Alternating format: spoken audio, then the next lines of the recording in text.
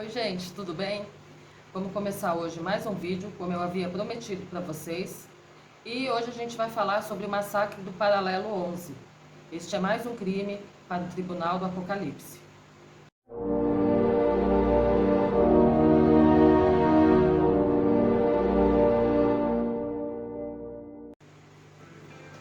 O caso de hoje é o massacre do Paralelo 11.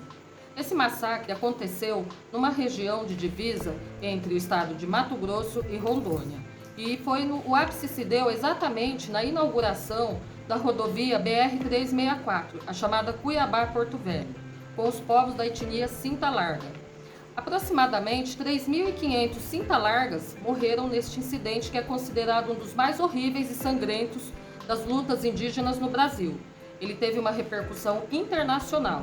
Todo o relato feito neste vídeo é baseado em artigos e publicações contidas na internet. Há um vasto material a respeito, inclusive material de natureza institucional que a gente vai citar ao longo deste vídeo.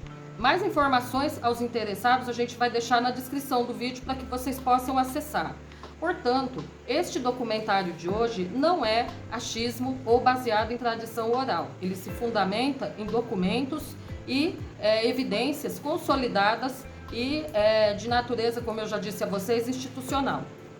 Então tudo começou a acontecer dentro desse episódio quando culminou, na verdade, um conflito que já vinha se arrastando desde a década de 1920. Conflitos de interesses entre os nativos, Cinta Largas, e empresários que queriam explorar o local, agricultores, seringalistas, garimpeiros. Os maiores comparsas de todo esse cenário nessa história foram seringalistas, mas os Cinta Largas já tinham conflitos com seringueiros, aliás, com garimpeiros. Então, no ano de 1963, um empresário de uma empresa chamada Arruda, Junqueira Company, creio eu, da cidade de Cuiabá, baseado na cidade de Cuiabá, no estado de Mato Grosso, encomendou um massacre. É sabido que esses povos, os povos indígenas no geral, desde sempre, eles recebiam presentes, eles recebiam utensílios, objetos contaminados com vírus da gripe e da varíola, propositadamente para provocar o quê? Dizimação. Essa é uma guerra que já vinha se estendendo ao longo do tempo. E a culminância se deu quando esse empresário encomendou a jagunços um assassinato, um genocídio. Então, em 1963, esse empresário teria alugado um avião porque ele queria a área, ele tinha interesse na área que era do Cinta Larga. Eles eram da atividade de extração de borracha, era seringueiro.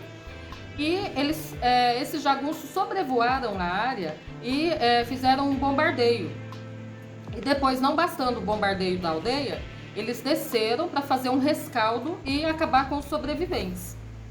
E quando isso aconteceu, eles foram instruídos, há vários numerosos relatos na internet que falam em pormenores como aconteceu esse rescaldo, que eles entraram na mata, eles subiram o rio, lugares bastante inóspitos. Pensem bem, na década de 60, naquela região amazônica, como era difícil o acesso, pois eles deram o jeito de chegar até a aldeia, não encontraram muito mais o que abater, e foi nesse exato instante que uma das partes mais atrozes de todo o massacre do Paralelo 11 aconteceu. Quando uma indígena jovem, com uma criança de aproximadamente 5 anos, que ela ainda amamentava, foi surpreendida por eles, e eles pegaram o menino primeiro e deram um tiro na cabeça da criança, e depois ela estava em estado de choque, ela chorava muito. Era uma jovem bonita, pelo relato do assassino. Não vem ao caso a beleza em si, mas assim, todo o horror e o fator surpresa, a jovem ser surpreendida numa situação de completo horror. Eu não tenho outra palavra para nominar isso, né? Um horror completo. Pegaram a moça, amarraram ela de cabeça para baixo, com as pernas separadas, e um dos jagunços pegou um facão e partiu o corpo da moça ao meio. Um dos comparsas desse homem, desse assassino, ele teria dito num julgamento que ele sentiu um ímpeto de atirar nas costas do assassino, da pessoa que cometeu essa barbaridade. Depois que ele partiu o corpo da moça, com um golpe assim de uma precisão incrível, que seccionou da região pública até quase o pescoço, ele acabou de esquartejar a moça e jogou os despojos dela no rio junto com a criança que eles assassinaram. Então, todo esse massacre, ele só veio a público por quê? Porque um dos assassinos, dos jagunços, das pessoas que participaram dessa chacina, ele teria ido receber, né, o quinhão que foi prometido a ele pelo serviço, e como não foi pago, ele denunciou o crime ao Serviço de Proteção ao Índio de Cuiabá.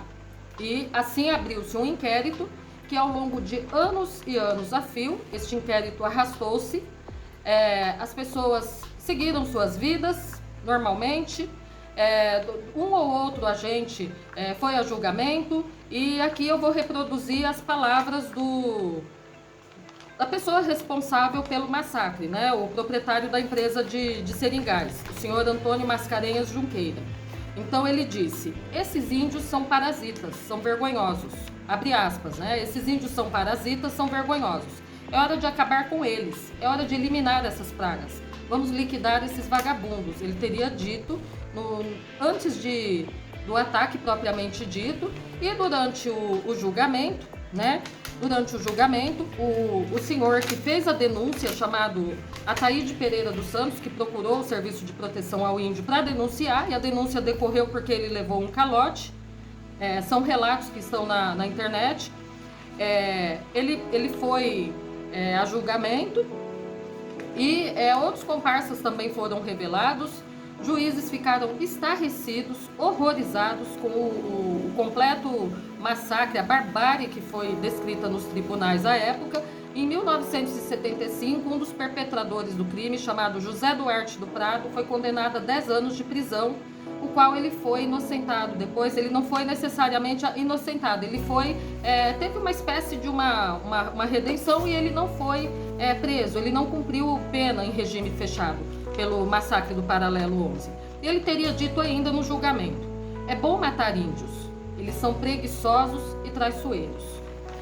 O fato é que em 1967, um procurador, aliás, chamado Jader Figueiredo, ele cunhou a serviço do ministro da época, né, o ministro de Interior da época, que ele ficou extremamente horrorizado com os incidentes de violação de direitos humanos dos povos indígenas.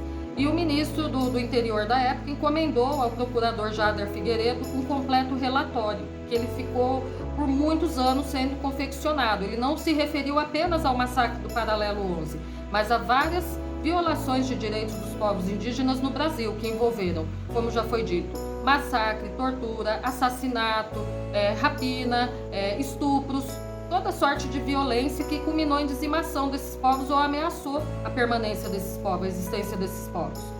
E esse relatório, tão complexo, tão minucioso, traz em detalhes todo esse horror do massacre do Paralelo 11.